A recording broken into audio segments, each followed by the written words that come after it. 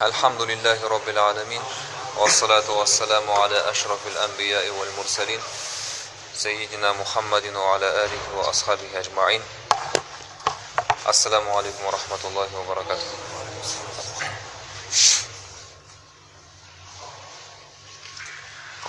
Ma jaa fi shaybi Rasulillahi sallallahu alaihi wa sallam wa khitabih.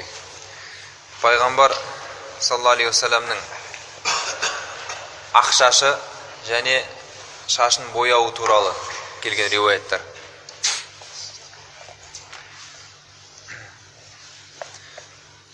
Қатада деген табиғин рахималла Анас ибн Маликтен сұрадым дейді радиаллаху ан. Хәл хадаба Расулуллахи саллаллаху алейхи ва саллам. Аллахтың елшісі саллаллаху алейхи ва саллам шашын немесе сақалын бояды ма деп сұрадым дейді. Ол лам яблуг залика иннама кана шай'ан фи судгайхи. Пайғамбар алейхиссаламның шашы бояйтындай мөлшерге жеткен жоқ. Ол тек оның ақшаштары екі самайында ғана шамалы болатын дейді. Пайғамбар алейхиссаламның ақшаштары тек мына екі самайында ғана болатын дейді. Жалпы риуаяттардың барлығын алып қараған кезде Пайғамбар саллаллаху алейхи вассаламның шашы мен сақалының ағы 4 жерде болған дейді. 4 жерде болған дейді. Шашын оң жақ шекесінен бастап екіге айырған деп айттық қой өткен риуаяттар, сол жерінде болған, сосын екі самайында болған, сосын мына астыңғы ерін мен иектің ортасында шамалы көрініп тұрған ақшаштар. Осы 4 жерде, онда да барлығының санын алғанда өткендегі риуаяттарда айтқандай 20-ға жетпейтін ақ шашы болған. Хадистің жалғасында «Валакин Абу Бакрин радиаллаху анху хадаба бил хиннаи вал катам».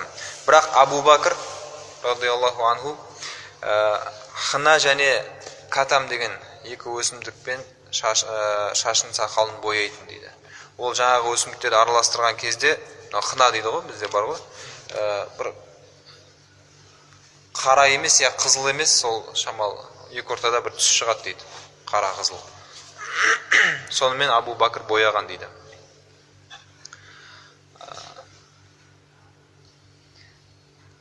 Анас ибн Малик радиаллаху анху табір риуаятта айтады: «Ма адатту фи раси Расулиллахи саллаллаху алейхи ва саллама ва лихьятихи илля 14 ша'рatan байда». Мен Пайғамбар алейхиссаламның шашы мен сақалын қосқанда 14 қана ақталып санадым дейді. Яғни Пайғамбар алейхиссалам шашы мен сақалын қосқанда барлық ақталдарын санағанда 14 шықты дейді.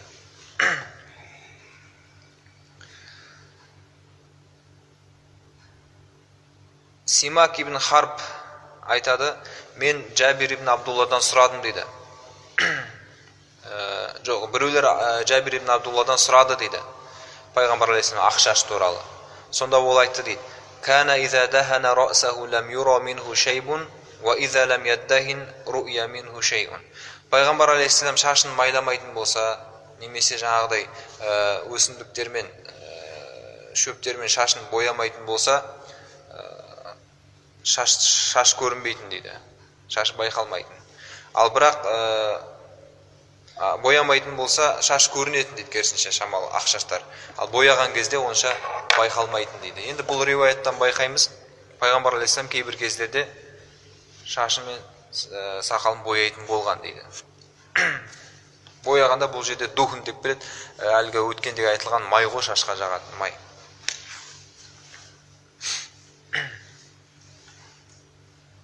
Енді Абдулла ибн Омардың риуаятында дәл жаңағы Анастікінде риуаят, бірақ онда Пайғамбар алейхиссаламның шашын басында шамамен 20-ға жуық ақтал болатын дейді шашында.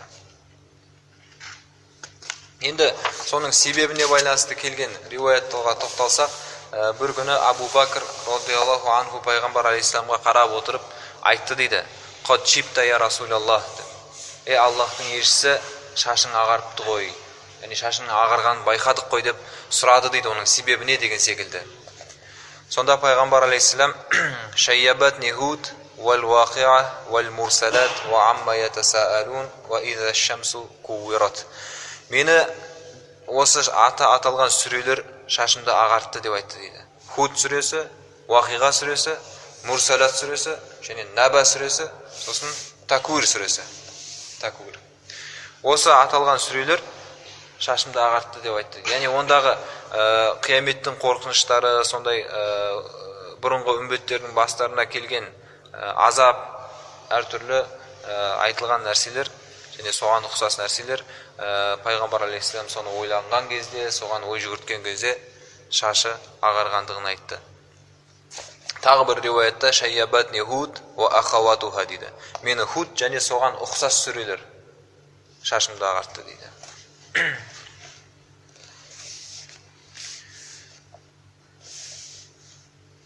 Енді пайғамбар алейхиссалам кейбір кездерде бояған деп жаңа айттық, соны көрсететін мына жерде тағы бір риуаят бар. Абу Римса деген сахаба айтады, радиаллаху анху, атайту набия саллаллаху алейхи ва саллама ва ма'ия ибнун ли фа уритух. Мен пайғамбар алейхиссаламға келдім дейді, қасымда менің балам бар дейді, өзінің қасында баласы бар. Сөйтіп маған пайғамбар алейхиссаламды біреулер көрсетті, хәза набиюллах деп, анау Аллахтың пайғамбары деп пайғамбарды көрсетті. Енді көргісі келген ғой, мүмкін оған дейін көрмеген болуы. Ва алейхи саубани ахдаран, оның үстінде пайғамбар алейхиссаламның екі көк көйлегі болды дейді. Көк болғанда жасыл ғой. Ва лаху ша'рун қад алаху шайбу, шашына ақ түскен екен дейді. Ва шайбуху ахмар, бірақ шашының ағы қызыл дейді. Яғни бояғандығы көрініп тұрған ғой. Ана бояғанның ақ шаштары қызарып тұр дейді.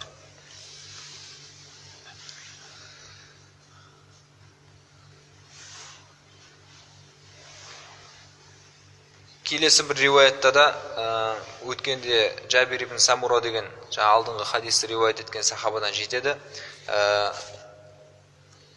Лам якун фи раси расулиллахи саллаллаху алейхи ва саллама шайбун, пайғамбар алейхиссаламның басында ақ шаш болған жоқ, илля ша'аратун фи мафрaqi расих, жаңағы шашын екіге айырған жердегі ақ шаштарды айтпағанда дейді. Яғни ақ шаш деп айтатындай бір көп шаш болған жоқ дейді.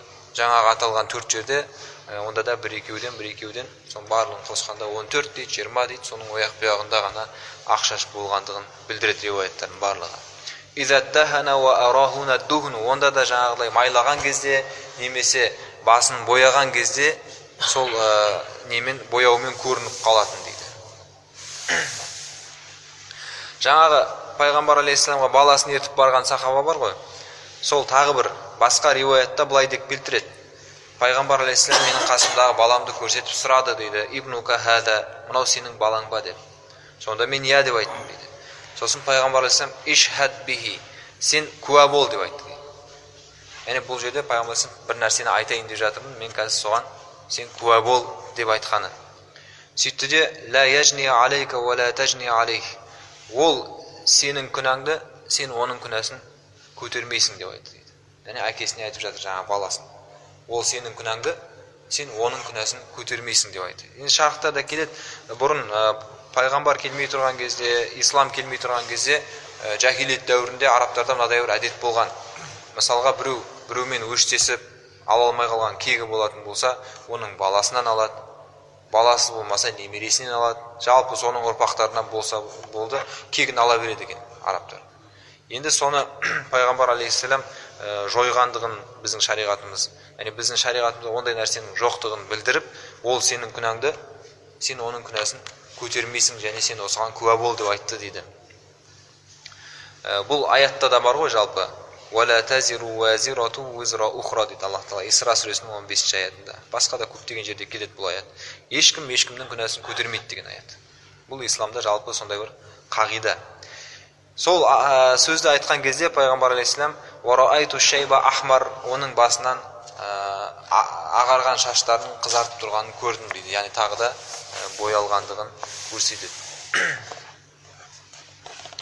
Абу Хурайрадан да радиаллаху анху пайғамбар алейхиссалам шашын бояды ма деп сұраған кезде ол иә деп жауап берген екен.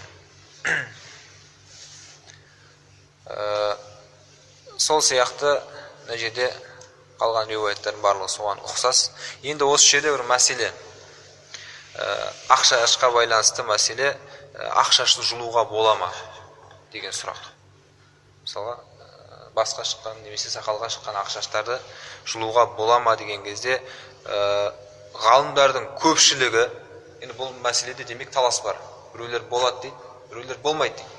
Бірақ көпшілік ғалымдар болмайды дейді жұлуға. Ол макрух болады дейді. Демек жұлмағаныңыз абзал. Олардың дәлелдері пайғамбар алейхиссаламның имам Тирмизидің басқа бір жинақтарында келетін хадисі: «Ла тантифу шайба фа иннаху нурул муслим». Ақшаштарыңды немесе сақалдарыңды, жалпы ақ талдарды жұлмаңдар, өйткені ол мұсылманның нұры деген екен пайғамбарымыз алейхиссалам. Енді бояу мәселесі, шаш пен сақалды бояу мәселесіне келген кезде де ғалымдарымыз әртүрлі көзқараста. Енді бұл жерде де бір топ ғалымдар шашты бояған жақсы дейді. Енді бұл жерде бояға бола ма болмай ма деген мәселеде емес олардың таласып жатқан. Өйткені пайғамбар алейхиссалам бояған. Енді қайсысы жақсы? Мысалы біреудің шашы мен сақалы ағарып жатыр. Ол бояғаны абзал ма, әлде боямағаны абзал ма деген мәселеде ғалымдар екіге бөлінеді көзқарастары. Бір топ ғалымдар айтады, оның бояғаны жақсы дейді. Өйткені Бухари Муслимде келетін сахих хадисте пайғамбар саллаллаху алейхи ва саллям: «Иннал яхуда ван насара ла юсбигун фахалифухум». Яхудилер мен христиандар шаштарын боямайды. Сендер оларға қарсы қарама-қайшы істеңдер дейді. Өткендегі мынау риуаяттар бар ғой. Пайғамбар саллаллаху алейхи ва саллям Аллах тағала еш нәрсе деп бұйырмаған немесе тыймаған іс-әрекеттерде яхудилерге, христиандарға, мынау кітап иелеріне ұқсағанды жақсы көретін деп. Бірақ бұл исламның бастапқы кезінде ғана олардың жүректерін жібітіп бері қарай тарту мақсатында. Бірақ одан кейін мынау соңғы қазіргіде бізге міндет болатын нәрсе керісінше оларға қарама-қайшы істеу ондай нәрселерде. Оларға ұқсамау біз үшін сүннет болып табылады. Сондықтан да мысалға сақалды жіберіңдер, мұртты басыңдар дегенде де мүшриктер мен яхудилерге жаңа қарсы істеңдер. Осы хадисте де шаштарың ақын бояңдар, өйткені жаңа яхудилер мен христиандар боямайды, сендер оларға қарсы істеңдер дейді. Мысалға тағы бір риуаятта пайғамбар алейхиссалам бүйтіп сол қолға сүйеніп отырмаңдар дейді. Себебі яхудилердің анау қасиетті кітаптары бар ғой. Соны оқыған кезде олардың сондай бір ол да бір құлшылықтарына кіреді, сол қолға сүйеніп отырып оқиды кітаптарын оқыған кезде. Сондықтан соларға ұқсамау үшін пайғамбар алейхиссалам сол қолға сүйеніп отырмаңдар деп тыйым салған. Сол сияқты көптеген нәрселер бар. Жалпы бастапқы кезде пайғамбар алейхиссалам көп нәрселерде соларға ұқсауға тырысқанымен, соңғы ісі қазіргіде іске асатын ол біз үшін міндет болып табылатын нәрсе ол керісінше істеу оларға. Әрине ол кез келген нәрсе де емес. Жаңағыдай шариғатта ештеңе деп айтып келмеген мәселелерде ғана ғой.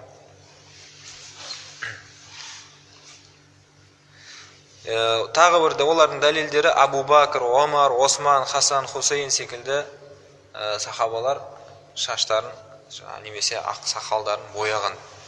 Ол да дәлел болады. Енді екінші топ боямаған абзал дейтін ғалымдардың дәлелдері пайғамбар алейхиссаламның имам Тирмизи риуаят ететін мына бір хадисі: «Ман шаба шайбатан фил ислами канат лаху нуран яумал қияма». Кім исламда жүріп қартайса, немесе кім исламда жүріп шашы ағарса, оның әрбір ақталы қиямет күні оған нұр болады деген.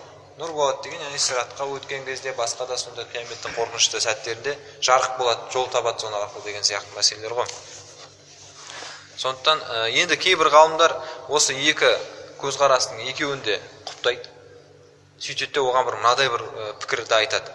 Кімде кімнің өсіп жатқан ақ шашы мен сақалы түрін құртып тұрса, мысалға бір әбіржіп кеткен, сондай бір шаршап кеткен қылып түрін көрсетіп тұрса, онда оның бояп сәнін келтірген абзал. Ал керісінше біреуге жарасып тұрса, мысалға қайта ол ақ сақал мен шаш оның сәнін келтіріп тұрса, онда тимесін дейді. Яғни адам жағдайына қарай өзгереді дейді бұл нәрсе. Бірақ барлығының бір ауыздан келіп тоқтайтын нәрсесі қара түске боямау. Біздің мазхабта да сондай. Бояған кезде жаңағыдай бір қоңыр, қызыл, жақын сондай бір қара аралас қызыл сондай түске бояса да, бірақ қап-қара түске шашты бояуға болмайды. Өйткені Абу Жухайфа деген сахабаға пайғамбар алейхиссалам шашынды боя, бірақ қара түстен сақ бол деген. Қара түске жолама деген. Бірақ бұл жаңағыдай енді бір жағынан адам өзін жас қылып көрсеткісі келе ма, немесе басқа да сондай бір алдау нәрселер бар деген мақсатта шығар. Бірақ мынау соғыс уақыттарында, жаугершілік заманда мысалға жауға шабатын кезде керісінше шал болса да ол оны қап-қара қылып бояған жақсырақ дейді. Өйткені ана жаудың несін алады ғой, духын алады ғой. Мынау кілең жап-жасат алып келіпті деген сияқты. Олар күшті, әскері мықты екен деген сияқты бір шамалы оларда сынып қалады да, сөйтіп сескенеді. Ол да бір жеңіске бір өзінің септігін тигізеді ғой. Сондай мақсатта ғана қара түске бояуға болады. Басқа кезде қара түске бояу тыйым салынған. Енді келесі бап Маджаа фи кухли Расулиллахи саллаллаху алейхи вассалам. Пайғамбар алейхиссаламның көзіне сүрме жағуы туралы. Сүрме деген ол бір тас дейді. Жаңағы сол тасты үгітіп, бір ұнтақтарын көзге мына себет немесе жаңағы бір ыдысқа алып соны көзге жағады. Сондай бір нәрсе бар. Нелерде де кейбір діни заттар сататын жерлерде де сатып жатады ғой. Көргендеріңіз бар шығар, көзге салып көргендеріңіз бар шығар. Оны жалпы екі мақсатта қолданады. Біріншісі шипалық мақсатта, яғни емдік мақсатта. Ол жаңағы көзге пайдасы бар дейді. Екіншіден сәндік мақсатта. Көзі сондай бір қарайтып не қыла ма, сондай бір көздің түрін сән келтіре ма, сондай бір нәрсе. Өзіміз жалпы пайдаланып көрген жоқпыз. Бір рет қана көрдік. Ащы нәрсе екен әйтеуір. Енді осыған байланысты Ибн Аббас радиаллаху анху жеткізеді. Пайғамбар алейхиссалам айтты дейді. Иктахилу бил исмит фа иннаху яджлул басара ва юнбиту шар. Исмит деген жаңағы түрі бар соның, сүрменің. Асбахан деген жерде жасалады дейді, сояқтан келеді дейді. Соны пайдаланып көздеріңе сүрме жағыңдар. Өйткені ол көзді күшейтеді, көздің көруін күшейтетін шығар, және кірпікті өсіреді дейді. Кірпікті өсіреді дейді.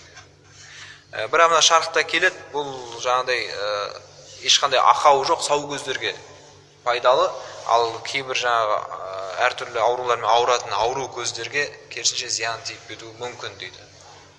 Сондай нәрселер мүмкін орын алған шығар, байқалған шығар.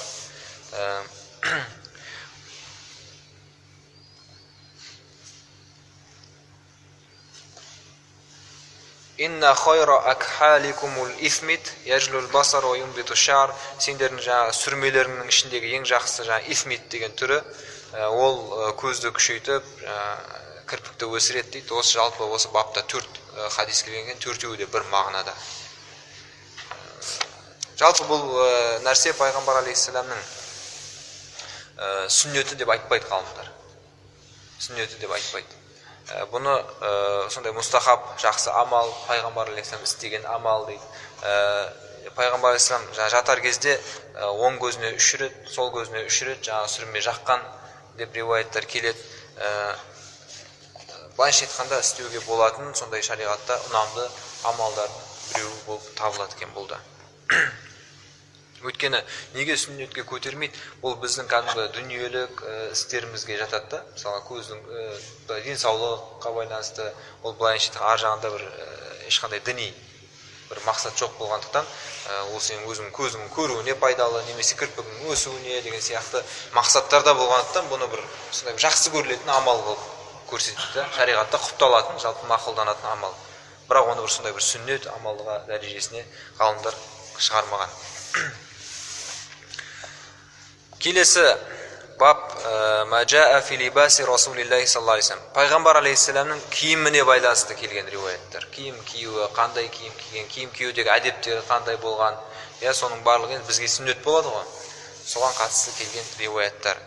Умму Салама, мүміндердің анасы радиаллаху анха, пайғамбар алейхиссалам жұбайы айтады: "Кана ахабба ас-сияби иля расулиллахи саллаллаху алейхи ва саллама ялбасухул камис."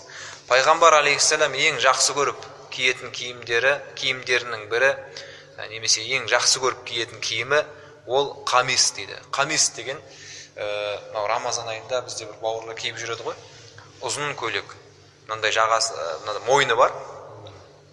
Не жоқ, тек мына жағасы жоқ, осындай футболканың мойны сияқты. Сосын жеңі бар, етек ұзын. Соны камис дейді. Ұзын көйлек қой, былайша айтқанда ер кісілер киетін ұзын көйлек. Пайғамбар алейхиссалам ең жақсы көріп киетін киімі сол еді дейді. Қурра ибн Ияс айтады радиаллаху анху: мен пайғамбар алейхиссаламға Музайна деген рудың адамдарымен бірге келдім дейді. Линубайяху, оған байғат қылу үшін. Яғни ислам талаптарын орындаймын деп, шариғаттың талаптарын орындаймын деп уәде беру үшін. Байғат деген болды ғой тарихта. Сол кезде ва инна камисаху ла мутлақ фа адхалту яди фи джайби камиси фа масастул хатам. Сонда үстіндегі жаңа көйлегінің жағасы осы бағанағы біз айтқандай жағасы жоқ, мойын тек тесік. Сол жері кең екен. Мен сол жерден қолымды салып пайғамбар алейхиссаламның әлгі өткенде айтылған пайғамбарлық мөрін ұстап көрдім дейді арқасындағы. Енді бұны не үшін өтіп істеді деген жерде шархында келтіреді табаррукан дейді, теберік. Өткенде біз айттық қой, пайғамбар алейхиссаламның шашын сақтап қойғандар болған, сақалын сақтап қойғандар болған, киімдерін сол арқылы алып айтқанда Аллах тағаладан береке тілейтін болған ғой, табаррук дейді, теберік дейді бізде қазақта. Сондай мақсатта, яғни әйтеуір бір берекесі дарысын деп, жаңағы қолымды салып мөрді ұстадым дейді. Енді тағы бір хадисте бар емес пе, менің денеме денесі тиген адамның денесі тозақ отына харам деген. Сол үшін де сахабалар көп ұмтылатын болған пайғамбар алейхиссаламның қолын алуға, мысалы мөрін ұстауға, жалпы қалайда болса да пайғамбар алейхиссаламның бір байланыста болуға ұмтылатын болған. Анас ибн Малик радиаллаху анху айтады: أن النبي صلى الله عليه وسلم خرج وهو يتكئ على أسامة بن زيد. Пайғамбар алейхиссалам өмірінің соңғы күндерінде бір ауыр науқас болды ғой. Сол кезде Усама ибн Зайд деген сахабаға сүйеніп мешітке шықты дейді. Яғни сүйемелдеп алып шыққан ғой. Алейхи саубун қитрийун қад тавашшаха бихи фасалла бихим. Үстінде Йеменнен келген сондай бір шапан болды дейді. Сауб жаңа үлкен көйлек қой тоже. Енді оның алды шапан дейтін, шапанға ұқсайтын, мында кәдімгі бүйтіп киіп аласың, алды бар да, ілгектер несі бар. Сондай үстінде шапан болды, оны екі жеңін кіргізіп киіп алмаған, тек иығына жауып алған дейді. Сөйтіп сонымен шықты да адамдарға имам болып намаз оқыды дейді. Жаңағы намаз оқыды дейді. Енді білесіздер ма, Ханафи мазхабында намазға тұрған кезде қолды жеңге кіргізбей, жай ғана арқаға жауа салып намаз оқу макрух. Ал енді мына жерде пайғамбар алейхиссалам солай намаз оқыды деп тұрған себебі, біріншіден риуаятта айтылғандай көріп тұрсыздар, пайғамбар алейхиссалам ауырып тұр. Мүмкін ол артық қимыл, оның барлығы қиын болған шығар. Екіншіден, басқа бір риуаяттарда пайғамбар алейхиссалам дәл осылай намаз оқуға тыйым салған. Осындай киімді солай киіп, намаз оқымаңдар, яғни иыққа жаба салып. Өйткені ол сондай тәкаппарлықтың, менмендіктің белгісі деп айтқан. Ал намаз кішіпейілдіктің орны. Сондықтан олай оқымаған жақсы намазда.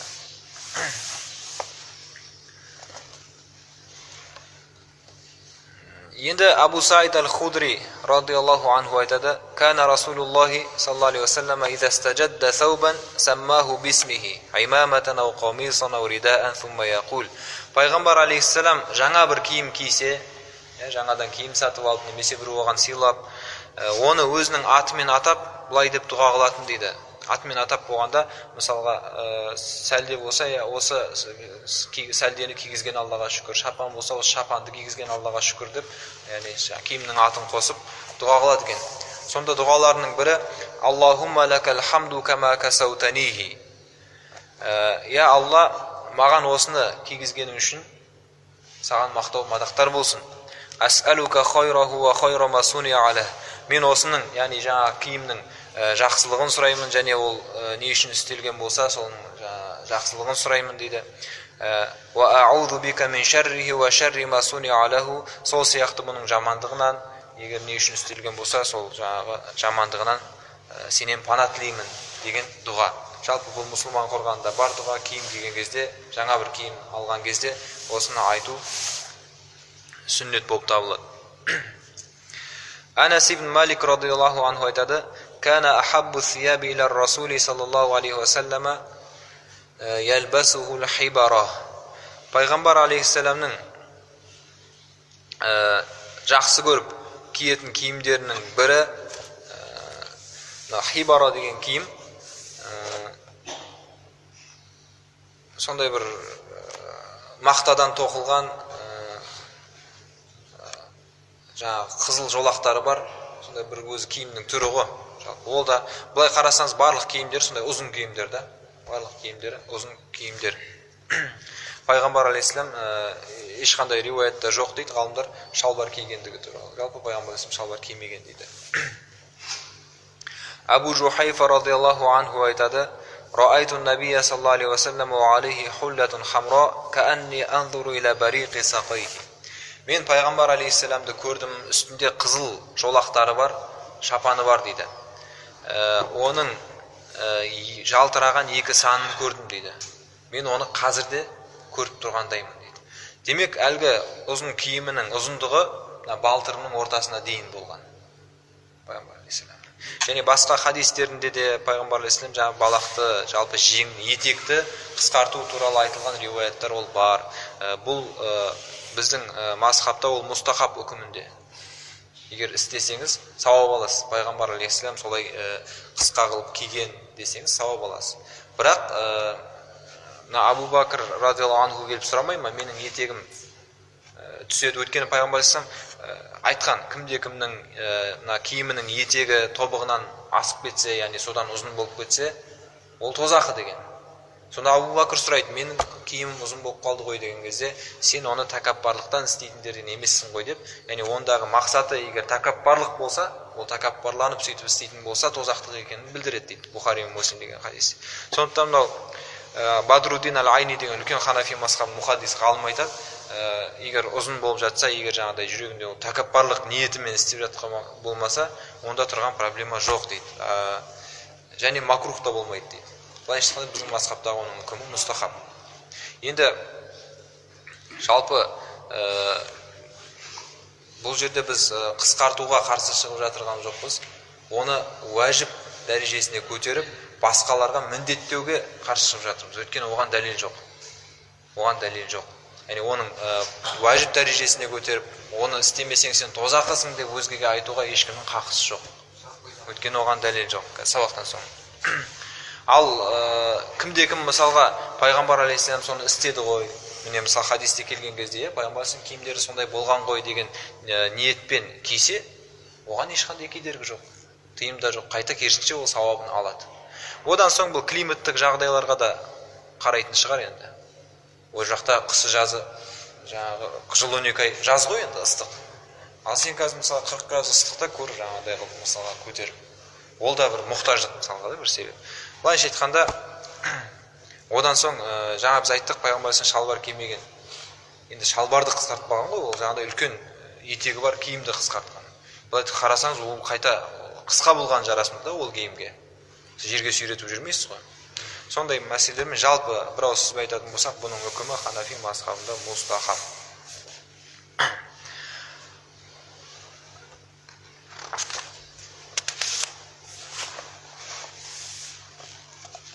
Тағы бір риуаяттарда келеді, пайғамбар алейхиссалам киімін зафаран деген шөппен қайнатқан дейді. Сонымен жуған немесе жалпы соның иісі шығып тұру үшін, мына киімнен жұпар иіс шығып тұру үшін сол шөпті пайдаланғандығы туралы. Ендігі бір риуаят Ибн Аббастан жетеді. Пайғамбарымыз алейхиссалам айтады: "Алейкум бил баяди фа инна сияба мина сияби лиялбасха ахякум ва каффину фиха маутакум фа иннаха мин хойри сиябикум." Киімнің ағын алыңдар дейді. Ақ түстісін. Оны тірілерің кисін, және өлілеріңді сонымен кебіндеңдер дейді. Жаңа ақ түсті киіммен. Өйткені ол сендердің киімдеріңнің ішіндегі ең жақсысы дейді. Тағы бір риуаятта: "Илбасул баяда фа иннаха атхару ва атяб ва каффину фиха маутакум." Ақ киім киіңдер, себебі ол таза басқаларына қарағанда және жақсырақ дейді. Енді таза және жақсырақ дегені ғалымдар түсіндіреді. Енді ақ киім киіп алғаннан кейін барынша таза жүруге тырысады ғой, еш нәрсеге жұқтырмауға, былғамауға. Екіншіден, оған бір нәрсе жұқса, ол көрініп қалады кәдімгідей. Bir ақ түсте мысалға, бір қатты көрініп қалады, оны дереу жуып аласыз. Сондықтан таза жүресіз. Қара білінбейді ғой мысалы кірлері. Онымен жүре бересің да мысалы. Сондықтан таза жүруге көмектеседі ақ киім. Ва каффину фиха маутакум, және мәйіттеріңді сонымен жерлеңдер дейді. Және мынау пайғамбар алейхиссаламның жүннен тоқылған киім кигендігі туралы да риуаяттар бар. Және римдіктердің шығаратын, жалпы пайғамбар алейхиссалам бағанағы сауып деген көйлегі бар ғой. Ол киімнің жеңі кең болады. Мынандай кең болады. Жеңі. Абу Хурайра туралы өткенде айттық қой риуаят. Мына жеріне мысық салып алған жеңіне. Сондай кең болады. Ал римдіктердің шығаратын бір көйлегі болады екен. Оның жеңі мына біздер киіп жүрген киімдер сияқты тар болады. Сол жақтан да пайғамбар алейхиссаламға киімдер әкеп беретін болған. Пайғамбар алейхиссалам оны да киген дейді. Бұл неге дәлел болады?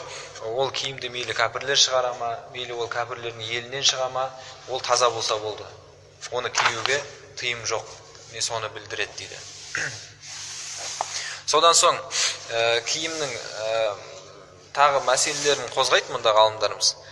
Мысалға қымбат киім, арзан киім, сапалы киім, сапасыз киім деген сияқты мәселеде жалпы мынадай екен.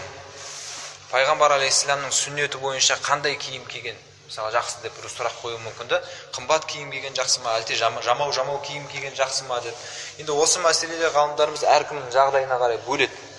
Мысалға сіз егер бай болсаңыз, жағдайыңыз бар, онда сіз киімнің жақсысын алып киюіңіз керек дейді.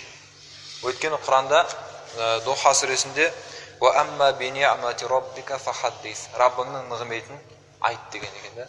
Сол сияқты хадисте пайғамбарымыз саллаллаху алейхи ва саллям айтады: Аллах тағала өзінің құлына бергенін оның бойынан көргісі келеді дейді.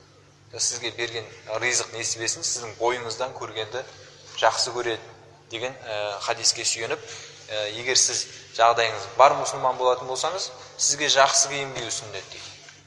Өйткені пайғамбар алейхиссалам да киінген кезінде, бар кезде. Ибн Аль-Джаузидің риуаятында келеді екен, пайғамбар алейхиссаламның 27 түйенің құнын құрайтын тоны болған дейді. Бір түйе қанша? $1000 қазір. $2000 бола ма? $1000 дейікші жарайды. Сонда $27,000 тонын пайғамбар алейхиссалам киген.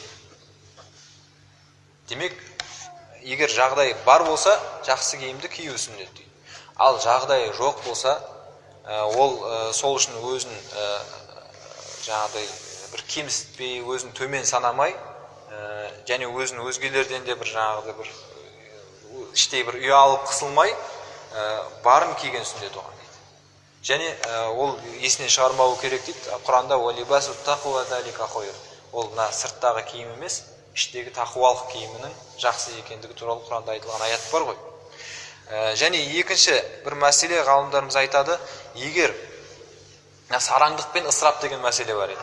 Сараңдық, ысырап. Егер сіз бай бола тұра, өте арзан және ең нашар киімді киетін болсаңыз, онда бұл сараңдық дейді. Бұл сараңдық. Ал кедей бола тұра, қарыздан, қауғалан, қымбат киімге ұрынатын болсаңыз, бұл ысырап. Ысырап.